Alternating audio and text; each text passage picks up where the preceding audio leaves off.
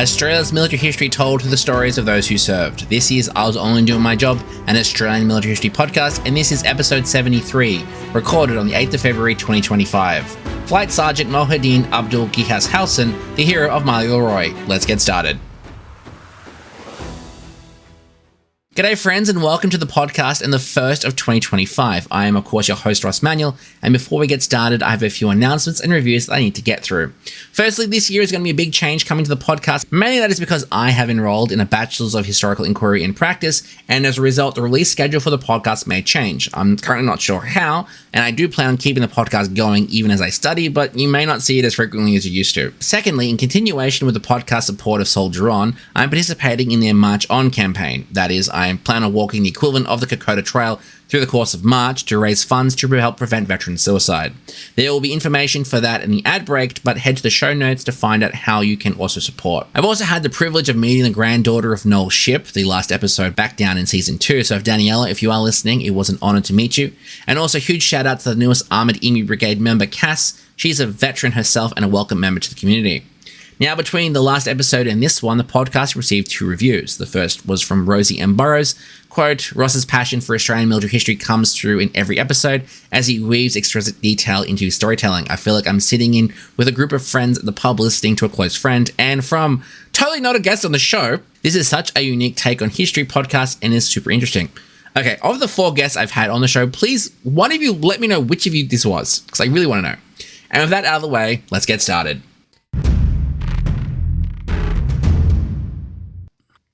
Moheddeen Abdull Ghias Howsan was born on the 23rd of April 1919, the eldest son of Moheddeen Fred Madden, a motor mechanic, and Rahim Howsan of Mount Gravatt, a suburb of Brisbane. Known as Bob or Robert to his friends, Moheddeen is the grandson of the first 2 Muslim families to settle in the district. He is descended from Afghan and Indian immigrants, and his grandfathers were involved in the construction of the Holland Park Mosque, which is the oldest continually operating mosque on Australia's eastern coast. Growing up at Mount Gravatt, he would have also seen the planes taking off and landing at Archerfield Airfield at all hours of the day, which would have also influenced his future. Howsan received his schooling at the Burunda Boys' School and from 1931 to 1934, the Brisbane Boys' Grammar School. He was a keen sportsman who enjoyed cricket, football, tennis, and rowing. At the completion of his schooling, where interestingly he passed all of his subjects except for geometry, he would find work as a motor accessories assistant and travelling salesman. He'd be in this role for 6 years, while also studying elementary electronics at the Central Technical College from February to October 1939. At the commencement of the Second World War, Howsan served for 9 months from November of 39 to July of 1940 in the 43rd Battalion of the 11th Australian Field Artillery Brigade as part of the militia, before joining the Citizens Air Force at the age of 21. Eventually, he'd be transferred to the Royal Australian Air Force. His brother Hamid also would go on to serve in the Air Force. In fact, 4 of the extended Howsan family would go on to serve during the war. Interestingly though, on his enlistment paperwork, he's reported his religion as Methodist and that he is of pure European descent. Actually, the latter was a requirement for membership into the Empire Air Training Scheme. Howsan would present to RAF Station Bradfield Park in what is now Linfield in New South Wales on the 22nd of July 1940. Where he was accepted into the number 2 initial training school as a pilot as part of the Empire Air Training Scheme to learn the basics of military life. While there, he also was taught subjects such as mathematics, navigation, and aerodynamics. At the outbreak of the Second World War, the British government realised that it did not have the adequate resources to maintain the Royal Air Force, RAF, in any ongoing air war over Europe, and that would be completely ignoring any other commitment the British would have had on any of their overseas territories. And while British and Canadian factories could rapidly increase their aircraft production and churn out all the airframes needed to create a dome of aluminium and timber around the home islands, there was absolutely no guarantee that they could provide the manpower to actually fly them. Before the war, the British Air Ministry determined that they would be requiring 50,000 aircrew annually to effectively maintain any kind of air strength over Europe, but Britain alone could only provide 22,000 men per year. To overcome this, the British government put forward a plan to the Dominions called the British Commonwealth Air Training Plan, or the Plan, to establish a pool of trained aircrew who would then go on to serve with the RAF. This scheme in Australia was known as the Empire Air Training Scheme, or EATS. Under the scheme, Australia, New Zealand and Canada, along with the United Kingdom, would provide that 50,000 aircrew annually for as long as was needed. 22,000 aircrew from Great Britain, 13,000 from Canada, 11,000 from Australia, and 3,300 from New Zealand. Under the agreement, aircrews received elementary training in their home country before most candidates travelled to Canada for advanced training courses. This was chosen primarily due to Canada's proximity to British and American factories and the European theatre, but with the added safety of being outside the range of German aircraft. From November 1940, some training was also conducted in Rhodesia, modern-day Zimbabwe, as well as occurring in Australia. Upon completion, candidates were supposed to, under Article 15 of the agreement, serve in distinct national squadrons once they arrived in Britain. Eventually, there would actually be 17 Article 15 RAF squadrons, these being numbered from between 450 and 467, but no 465. 4 of these units were in Fighter Command, 7 in Bomber Command, and 1 in Coastal Command. Another 5 would also be formed in the Middle East. However, despite Article 15, the bulk of Australian aircrew actually ended up serving in RAF or other national squadrons, and not with designated Australian squadrons, simply due to the sheer number of anti-Moheddins being sent to England. In Australia, the scheme would also eventually branch out and provide the training for pilots for deployment into the Pacific War, and as a result, it would actually end up having Australia having the 4th largest air force in the world at the end of the war. After Howsan completed his initial flight training on the 19th of September, he was actually sent back home to RAF Station Archerfield in Queensland to join No. 2 Elementary Flying Training School and was promoted to leading aircraftsman. At Archerfield, he undertook a 12-week introductory flying course. Flight training was done in 2 stages. The first involved 4 weeks of instruction to determine a trainee's suitability to become a pilot, and those that passed this grading process received a further 8 weeks of training at the EFTS. Pilots who successfully completed this course was posted to a service flying training school for the next stage of their instruction as military aviators. At the completion of that training, Howsan was assigned to No. 3 Service Flying Training School at RAF Station Amberley. The SFTSs expanded upon the initial training to instruct pilots on operational or service flying. The course typically consisted of 2 streams, intermediate and advanced, and included such techniques as instrument flying, night flying, advanced aerobatics, formation flying, dive bombing, and aerial gunnery. The total duration of the training varied throughout the course of the war as demand for aircrew rose and fell. It initially was 16 weeks, then was cut to 10 weeks in October 1940 as the Battle of Britain increased in intensity, only to increase it once again to 12 and then again to 16 2 months later. It would be during this training that Howsan would also be brought before a court-martial as he was charged with the conduct of the prejudice of good order and Air Force discipline when on the 4th of March 1941, while flying his Avro Ensign trainer number W1545 on a cross-country navigation training flight from Amberley, he did so in formation with another aircraft without being authorized to do so, and as a result he'd be sentenced to 21 days detention, though that would not stop him from being promoted to sergeant at its completion. At the end of the Service Flying Training School, half of the candidates would traditionally be promoted to pilot officer and the other half to sergeant, and despite very good appraisals of his flying, this infraction may have been just enough justification to relegate him to the second category. Howsan would embark in Sydney on the 8th of April 1941 to continue his training in the United Kingdom, and according to articles written after the fact, he was also engaged to be married, though both Laurie and I were unable to find any official announcement of this engagement. He arrived in England in July and entered the No. 3 Personnel Reception Centre in the seaside town of Bournemouth. No. 3 PRC was the arrival point for thousands of Commonwealth aircrew, mainly those training in Canada. They would be accommodated in requisitioned hotels and luxury flats, and their presence drew the attention of the Luftwaffe, resulting in the town being bombed several times. Howsan would spend 3 days at the PRC before he was assigned to No. 22 Operational Training Unit at RAF Station Wellesbourne, Mountford. OTUs were the last stage of training for aircrew before being assigned to an operational unit, and by this stage, individuals would have undertaken all of their preparatory and qualification training, and these units were then designed to train pilots and crews of the specifics of the various aircraft used by the Commonwealth Air Forces. It was at Wellesbourne, Mountford, that Howsan would be trained to fly the Vickers Wellington twin-engine medium bomber in night operations, and during this training, he was promoted to flight sergeant on the 27th of September. During this training, his regular appraisals listed his skills consistently as both very good and superior.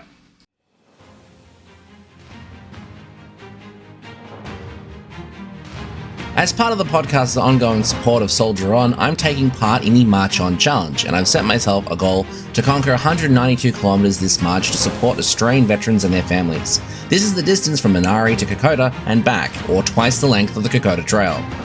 Right now, veterans aged between 25 and 44 are 2.7 times more at risk of suicide than any other members of our community. This statistic is devastating, so I'm taking on this challenge to fund soldier-owned mental health services and programs to help prevent veteran suicide and save lives. It's a cause that means a lot to us here at the podcast, and I'd be grateful for any support you can give.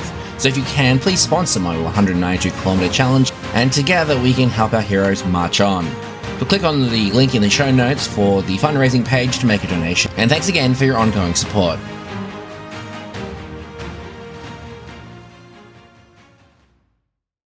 On the 31st of October 1941, he earned his flying badge, and at the end of the month he was posted to the relatively newly raised No. 405 Squadron, Royal Canadian Air Force, one of the Article 15 squadrons raised as part of the Empire training scheme, operating from the United Kingdom. He initially flew as second pilot aboard a Wellington in raid against Nazi-occupied Europe from its home base in Pocklington, Yorkshire. On the 22nd of January 1942, he was appointed captain of his own plane and completed operations against Ostend, Dunkirk, Emden, Bremen, Le Havre, Cologne, Essen, Weiße, and Poissy. In a letter home to his family, he wrote, quote, "You know, Mum and Dad, it may seem strange to other people, but I have a very strong feeling that I'm coming back to Australia safe and sound. It can be described in one word, faith. I have it, so neither you nor I have any cause to worry," unquote. He would also send home a cushion cover from Egypt to his mother, and unfortunately that would be the last thing sent home. In the early hours of the 1st of April 1942, Howsan and his Canadian and British aircrew climbed aboard the Wellington LQL on a bombing raid of the Ford Motor Factory in Poissy, northeast of Paris. As Howsan reached the target and dropped his payload at a low altitude, the Wellington had to fly through intense anti-aircraft fire. And as they were about to turn from home at about 4 a.m, they were struck by flak and caught fire. As recounted by Royal Canadian Air Force member, Pilot Officer Laurel Burgoyne, the air observer aboard LQL, he reported the damage to Howsan, who was fighting to keep control of the plane as the rest of the aircrew attempted to put them out. When Burgoyne went forward once more to report that the situation was hopeless, he was thrown from the burning aircraft through an open hatch. Fortunately for the entire crew, they'd been wearing parachutes, and while his parachute was burning, he managed to land in a tree that broke his fall. And from this vantage point, Burgoyne watched in horror as Howsan, still at the controls, fought to keep his plane in the air as it headed straight for Marly-le-Roi, the town east of Paris. What happens next on board the Wellington remains a matter of conjecture, but Howsan appears to regain enough control of the plane to pilot it away from the town, avoiding local houses, schools, and a church, and crashing it into a nearby field at Maison Forestière du Tapesvert. Tragically, while he saved the town, he did so at the cost of his own life and those of his remaining crew members. It is uncertain if Howsan had the time to order the crew to bail out, or even if he had, if they had the chance to do so. Burgoyne, badly burned and injured, would be taken as a prisoner of war and would survive the conflict, passing away in 2000. Flight Sergeant Moheddeen Abdull Ghias Howsan was 22 years old. His crew was second pilot, Flight Sergeant Martin Charles Howe, Royal Canadian Air Force, wireless operator air gunner Flight Sergeant Rahul Omer Joseph Page, Royal Canadian Air Force, wireless operator air gunner Sergeant William Charles Ashun, Royal Air Force Volunteer Reserve, and air gunner Pilot Officer James George McKinnon, Royal Air Force Volunteer Reserve. Howsan's body and those of his crew were recovered from the burning wreck by the local townspeople, and on the morning of April 2nd, a small procession of villagers laid bunches of violets at the crash site until German authorities ordered them away. Howsan and his 4 crew members lie in adjacent plots at the Les Grenades cemetery near Versailles. They were afforded a full military funeral presided over by German military personnel. The town of Marly-le-Roi still commemorate Howsan's heroic action that saved the town, who commissioned a memorial in their honour which is unveiled on Armistice Day, November 11, 1994. The Ministry for Air and members of the Air Board gave formal expressions of sympathy to Howsan's family, who stated that, quote, "Death is by the gateway for eternal life," unquote, which is highlighted by the inscription on Howsan's headstone, quote, "I go to prepare a place for you," unquote. He is also commemorated on the Roll of Honour at the Australian War Memorial in Canberra, as well as the International Bomber Command Centre Memorial in Canwick Hill in the United Kingdom. His sisters also dedicated High Flight by John Gillespie McGee in local newspapers, quote, "Oh, I have slipped the surly bonds of earth and danced the skies on laughter-silvered wings. Sunward I've climbed and joined the tumbling mirth of sun-split clouds and done 100 things you have not dreamed of, willed, soared, and swung, high in the sunlit silence hovering there. I've chased the shouting wind along and flung my eager craft through footless halls of air. Up the long delirious blue, I've topped the wing-swept heights with easy grace, where never lark or even eagle flew. And while with silent lifting mind, I've trod the high untrespassed sanctity of space, my hand and touched the face of God, his loving sisters, Lucy and Muriel." The family would routinely put commemorative notices in the local papers on the anniversary of his death. Muriel would actually follow both of her brothers into the air and join the Australian Women Pilots Association in Queensland, which promoted the growing interest in female flyers.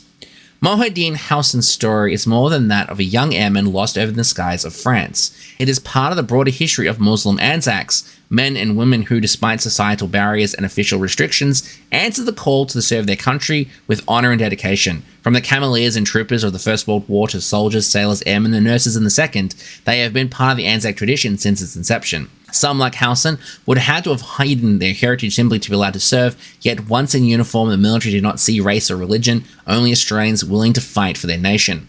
Their service was no less valuable, their sacrifices no less profound. When Howsan's burning aircraft plunged towards the town of Marly-le-Roi on the early morning of April 1st, the townspeople did not see his faith nor did they care about his ancestry. They saw a young man who had volunteered to serve and in his final moments steer his stricken bomber away from their homes, their school and their church, sparing their town at the cost of his own life. His sacrifice is not one of faith nor one of nation alone. It is the ultimate act of duty and courage, one remembered long after the war is past, and for that we're all eternally grateful. And there you have it, folks. That is the life, service and legacy of Flight Sergeant Moheddeen Howsan, a man who answered his country's call for service. Sources for this episode are Anzac Muslim, An Untold Story and the History of Islam of Muslims in Australia by Zavid Havik from the Australian Journal of Islamic Studies, The Crescents of Brisbane Community News Network, the RAF Deaths Photographic Archive of Headstones and Memorials Facebook group, the Commonwealth War Graves Commission, In Memory, the Visit to Commonwealth Graves in Communal Cemeteries and Churchyards in Belgium and France by Pierre van der Velden, the France Crashes 1939-45 database, Aviation Safety Network entry on the crash of Wellington LQL, and the Bureau of Aircraft Accidents Archive entry on the crash of the Vickers 406 Wellington 2 at Marly-le-Roi, the RAF Commands database, the Find a Grave website, a brief history of the Royal Australian Air Force World War II 1939-1945, Trove, the online newspaper archive of the National Library of Australia, RAF Pocklington and local area losses from the Pocklington and District Local History Group, RAF fatalities in the Second World War among RAF personnel serving as attachment to Royal Air Force squadrons and support units by Alan Storr, Queensland Muslim Historical Society, Virtual War Memorial Australia entry on Moheddeen Abdull Ghias Howsan, the Canadian Virtual War Memorial, Canadian Aircraft Serials Personnel Information Resource Centre, the Department of Veteran Affairs, the service record of Flight Sergeant Moheddeen Abdull Ghias Howsan, the National Archives of Australia, the National Archives of the United Kingdom, and the National Archives of Canada, Anzac Day 2014, Let Us Remember Them by Janeth Dean from the Brisbane Indian Times, the official history of Australia's involvement in the War of 1939-1945 Series 3 Air, the last post-ceremony of Flight Sergeant Moheddeen Abdull Ghias Howsan, recorded on the 17th of October 2019, and the website of the Australian War Memorial. Thanks for listening to I Was Only Doing My Job, Australia's Military History. This podcast is made possible thanks to the generous support of each and every one of you, especially our Armed Emu Brigade community. This episode was recorded on the lands of the Ngunnawal people, and we pay our respects to their elders who have passed on knowledge for thousands of years. This episode was written, produced, and audio engineered by me, Ross, with additional research done by Laurie Favell of My Silent Hero. It is licensed under a Creative Commons Attribution Non-Commercial Share-alike 4.0 international license, and all opinions expressed in this episode are solely those of the speaker and do not reflect the views or positions of any entity, agency, or organization. If you like what we do here and want to support the podcast, the best thing you can do is share it with a friend or leave a review on your favorite podcast platform. Trust me, I read all the reviews and your feedback truly helps others find the show. You can also support us on Patreon, where your contributions will help keeping the podcast running. Plus, don't forget to check out our merch store for the Armored Emu Brigade unit patches. They're perfect for any fan. To join in on the conversation, come chat with us on Discord. For more content, including photos, show notes, and transcripts, head over to the website at thedocnetwork.net and follow the show at IWODMJ on all social media. I'm at Doc Winters. Once again, friends, thanks for listening and catch you next time. Bye.